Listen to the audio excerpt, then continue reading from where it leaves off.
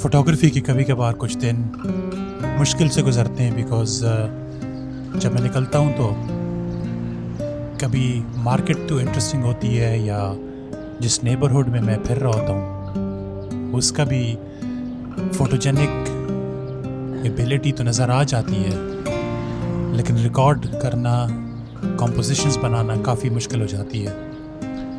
अक्सर मैंने नोट किया कि इन दिनों में जब भी मैं निकलता हूँ और अपनी तरफ से कुछ कोशिश करता हूँ, दिन के आखिर में कुछ ना कुछ पिक्चर्स बन ही जाती हैं, चाहे कम ही सही, लेकिन प्रैक्टिस करने से आपको एंड में फ्रूट ज़रूर मिलता है।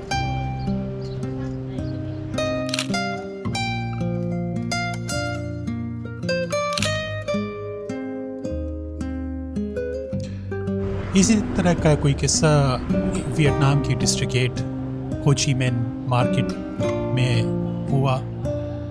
काफ़ी मैं फिरता रहा, थोड़ा सा एक नेबरहुड में फिरने के बाद लोकल एल्डरली लोगों को जिम लोकल करते हुए उनकी पिक्चर्स खींचने के बाद फ्रूट सेलर्स को देखा रोड साइड पे, उनकी पिक्चर्स की कोशिश की।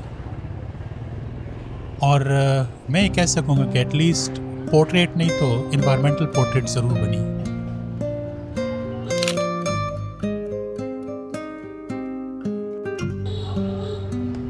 और मैंने काफ़ी नोट किया कि अक्सर लोग फ्रूट बेचने के लिए बैठ जाते थे और फिर अपने मोबाइल फ़ोन के साथ लगे होते थे। ज़्यादातर औरतों को ही पाया जो कि फ्रूट सेलर्स थी या लोकल मार्केट्स में सेलिंग कर रही होती थी। वियतनाम एक तरफ से तो देखने को गरीब लगता है, लेकिन एक साथ में फास्टेस्ट ग्रोइंग इकोनॉमी भी है। काफ़ी इम्प्रूव किया है इन्होंने और ग्रोथ भी काफ़ी हो रही है ज़िंदगियों में लोगों की। हेलो।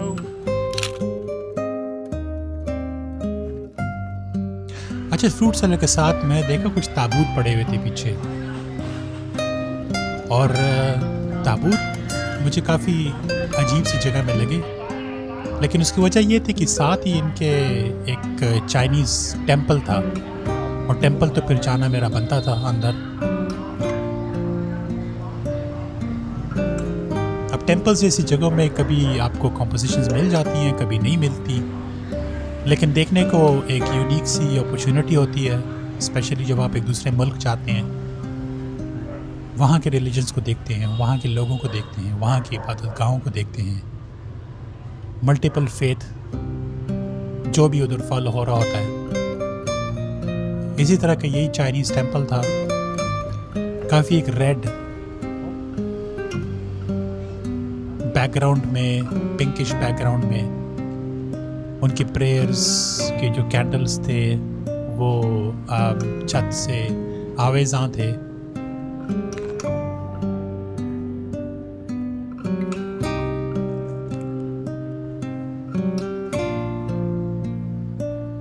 लोगों को मैंने हमेशा वेलकमिंग ही पाया, रिसेप्शन पे भी खुशी से आपको वेलकम करते हैं। मैं जूते उतारने के लिए रुका तो मुझे कहा कि उतारने की ज़रूरत नहीं है, ऐसे ही चले आओ।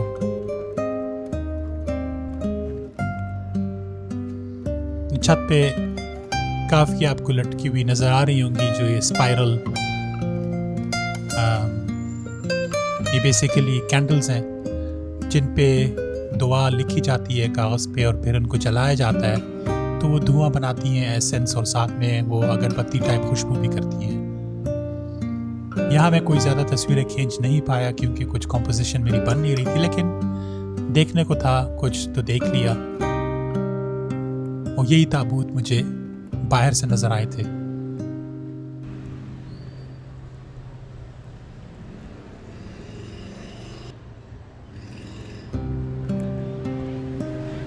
नेक्स्ट डिस्ट्रिक्ट 8 की मार्केट में उसी तरह चलता रहा गोल, जहाँ से घुसे थे उसके एक राउंड चक्कर मार के कम्युनिटी की रेजिडेंशियल एरियाज़ को, तो एक नॉर्मल आदमी, एक गरीब आदमी जहाँ पे रहता है, उनकी गलियों में, उनकी स्ट्रीट्स में। इस सीन पे जब मैं आया तो मुझे इसी एक स्टॉल वाले ने कहा कि दूसरों की तस्वीर खींचो, ऐसे मौके पे जाने नहीं देने चाहिए। जब आपके साथ फ्रेंडली लोग हो जाएं तो फिर you try to make a composition जितना भी आपसे हो सके।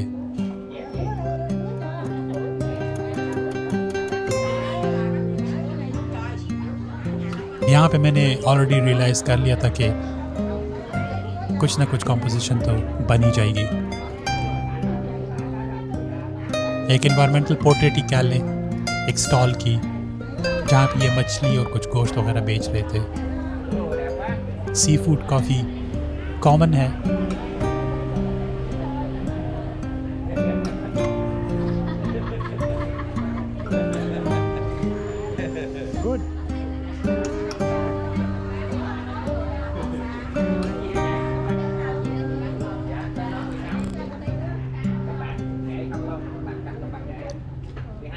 अक्सर मुझे ये होता है कि जहाँ पे भी मुझे थोड़ा सा मौका मिल जाता है तस्वीर लेने का तो फिर मैं पूरा फ़ायदा उठाने की कोशिश करता हूँ और डिफरेंट एंगल्स ट्राई करता हूँ। थोड़ा इंतज़ार भी कर लेता हूँ बिकॉज मुझे पता लग जाता है कि फ्रेंडली हैं, कुछ कहेंगे नहीं ज़्यादा या माइंड नहीं करते। तो कोशिश करता हूँ कि जितना भी रिकॉर्ड कर सकूँ, जितना भी पिक्चर्स बना सकूँ डिफरेंट एंगल्स से, डिफरेंट लाइट में।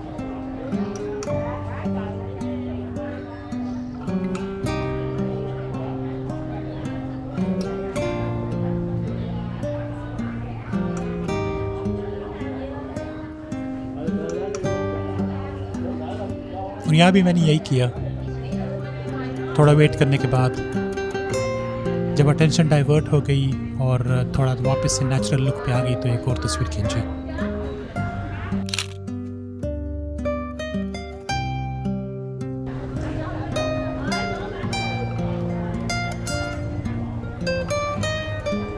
अक्सर ये भी होता है कि अगर आप थोड़ा वेट करें पिक्चर लेने के बाद भी तो सीन चेंज हो जाता है। जैसे यहाँ पे अभी सीन चेंज हो गया, मैंने सोचा why not just move ahead और देखें आगे क्या मिलता है।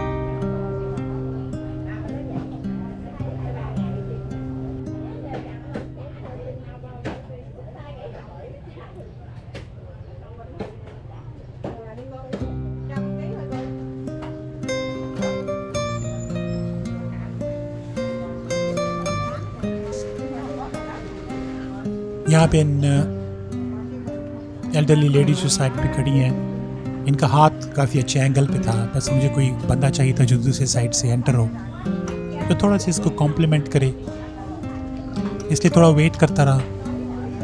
कोई अप्रोप्रिएट बंदा आया। अब ये टाइम मुझे पता है कि ज़्यादा नहीं है, किसी भी वक्त इनका हाथ आगे जा सकता है और अगर हाथ आगे गया तो कॉम्पोजिशनली इस तस्वीर में ज़्यादा इंटरेस्ट नहीं रहेगा।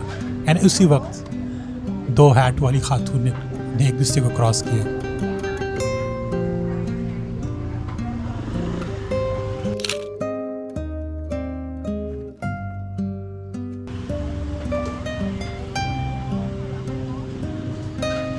वियतनाम की मार्केट ज़्यादातर आपको एक जैसी लगती हैं और थोड़ी आसानी की बात इसमें यह होती है कि अपर्चर अगर आप f8 तक पे रख लें तो आपको थोड़ा बहुत फ्रंट टू बैक फोकसिंग मिल जाती है।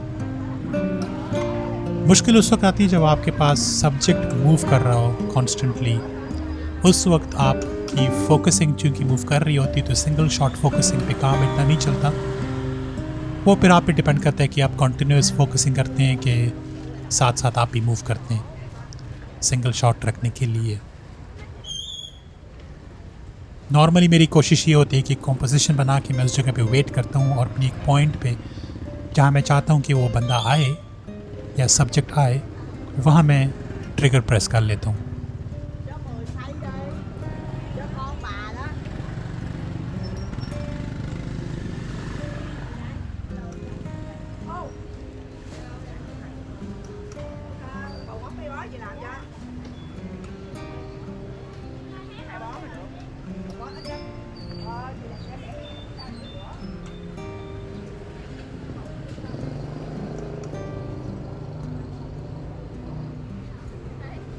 थोड़ा सा कम्युनिकेशन में जिनकी आप पिक्चर ले रहे होते हैं उनको थोड़ा ईज़ मिल जाता है कि आप उनकी तस्वीर खींच रहे हो। वियतनाम में काफ़ी लोग खुश होते थे या मुस्कुराते थे जब आप उनकी पिक्चर खींचते थे। तो इससे ज़्यादा मुझे मुश्किल नहीं हुई जैसे अक्सर बाज़ यूरोपियन कंट्रीज़ में होती है, जहाँ पे ज़्यादातर लोग माइंड करते हैं अगर पिक्चर्स उनकी ली जाएं। तो स्ट्रीट फ़ोटोग्राफी थोड़ी मुश्किल हो जाती है, लेकिन कंट्रीज़ सच एज़ मेक्सिको हो गया, फ़िलीपींस, थाईलैंड, वियतनाम, इनके बारे में मैंने सुना है कि काफ़ी ईजी है।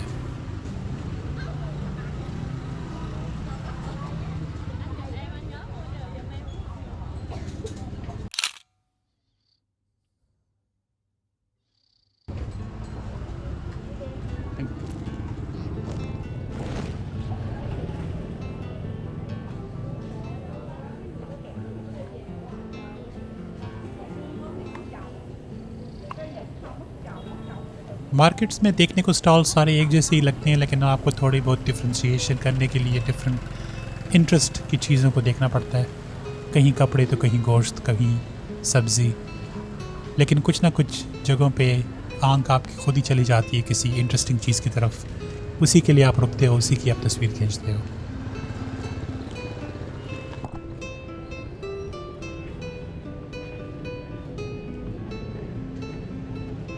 इसी रेलवे क्रॉसिंग के साथ ही बिलियर्ड्स हमारा नेक्स्ट स्टॉप था, और इसीलिए क्रॉसिंग की भी तस्वीर खींची। बिलियर्ड्स रूम के अंदर काफ़ी केओटिक सीन थे, क्योंकि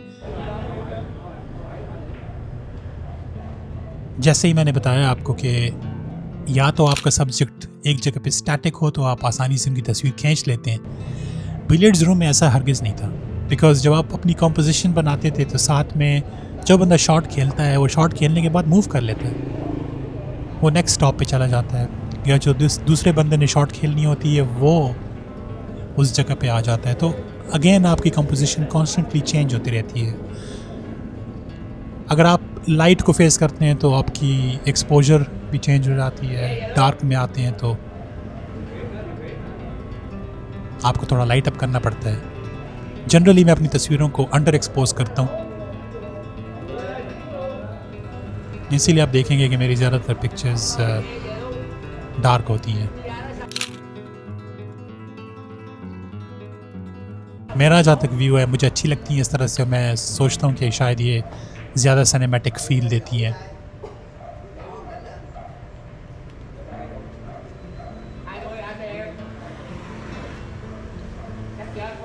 ये चैलेंजेस मुझे इधर काफ़ी हुए, क्योंकि मैंने कम से कम इधर कोई घंटा 2 तो गुजारा ही होगा इस जगह पे। अब ज़ाहिर बात है मैं आपको 1 घंटे 2 घंटे की वीडियो तो दिखाने से रहा, वो तो आपका बोरियत से हालत ही ख़राब हो जाएगी। लेकिन पिक्चर्स जो मैं थोड़ी बहुत आपको यहाँ पे दिखा रहा हूँ वो वही हैं जो चैलेंजेस के साथ साथ मैं खींचता गया, या इन्वायरमेंटल उनका वेट करता रहा कि कुछ ना कुछ अकरेंस हो।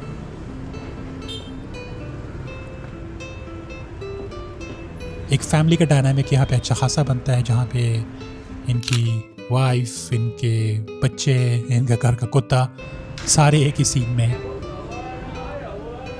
इसी बिलियर्ड्स रूम के साथ ही इनका अंदर घर भी था और काफ़ी फ्रेंडली थे। जो तस्वीरें मैंने यहाँ पे खींची वो मैं आपके साथ end of the video share करूँगा।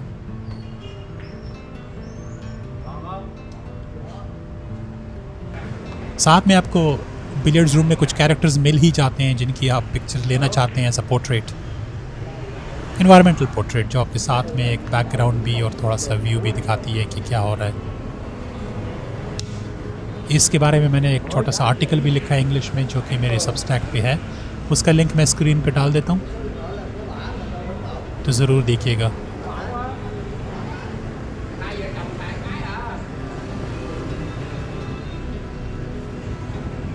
आई होप आप आगे तस्वीरों को एंजॉय करेंगे, और अगर कुछ और जानना चाहेंगे तो प्लीज़ कमेंट छोड़िएगा नीचे कमेंट बॉक्स में। मैं अपनी पूरी कोशिश करूँगा कि नेक्स्ट वीडियो में आपको थोड़ा बहुत और बताता रहूँ इस तरीके से।